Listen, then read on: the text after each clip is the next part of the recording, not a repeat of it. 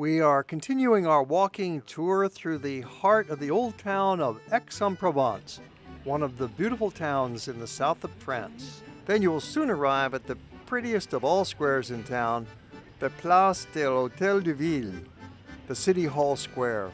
Drop anchor for a while at the terrace café to absorb the grand sights all around.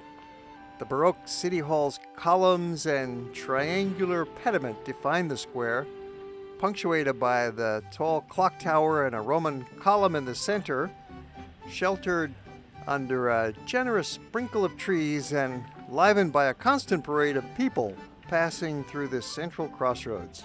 The neoclassical grain market, now a post office, completes the scene with a matching pediment of sculpted allegorical figures.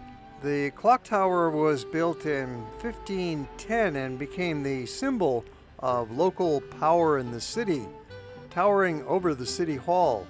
The arch at the base of the tower is a remnant of the earlier wall that once surrounded the town. And when you go through the arch, it leads you along on to the main pedestrian street heading further north. The main pedestrian lane continues north, changing names now to Rue Gaston de Saporta, and leads to Aix's main church, the Cathedral St-Sauveur. Well, here's the route that we're walking, right through the middle of the old town from City Hall Square to the cathedral.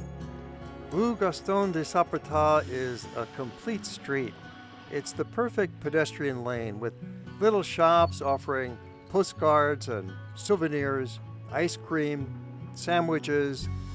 It's just a few blocks long at this point, and it connects up the City Hall Square with the Cathedral Square. This is really the heart and soul of the center of town. And along the street, you've got an interesting mix of restaurants, there's some shops, there's a few offices, and then upstairs you've got apartments. Throughout this whole central historic district, you've got this kind of mixed use. It's very much a living neighborhood. This is what gives it that vital mix. So there's always people around. There's a neighborhood market. There's the coffee shop on the corner. Perhaps you're even working in the neighborhood or going to school here. So this is what keeps the central part of the city alive. The Cathedral of St Saviour is a church of very early origin and dates in its present form from the 11th century. The choir is from 1285 and one aisle was added in the 14th century. There's an octagonal baptistry from the 6th century that's said to occupy the site of a temple of Apollo. It contains 8 antique columns, 6 in green marble and 2 in granite.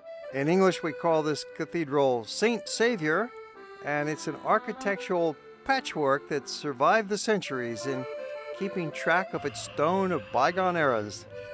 Built according to legend on the site of a pagan temple, it was constantly revised and unites 3 naves of these different styles, the Romanesque, Gothic, and Baroque. Out in front of the cathedral, you have got a picturesque sidewalk café, great spot to sit and take a break, have a drink, enjoy the scenery.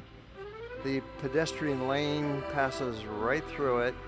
And then just in front is the university. It's been a university here for many centuries, and you might see some students out front. There's a statue of Nicolas Claude Fabry de Peresque, who was a scholar and astronomer who lived nearly 500 years ago in Aix. The Museum of Old Aix is in a magnificent townhouse mansion right on the main pedestrian lane from the 17th century. Now backtrack and choose some alternative routes to wander through.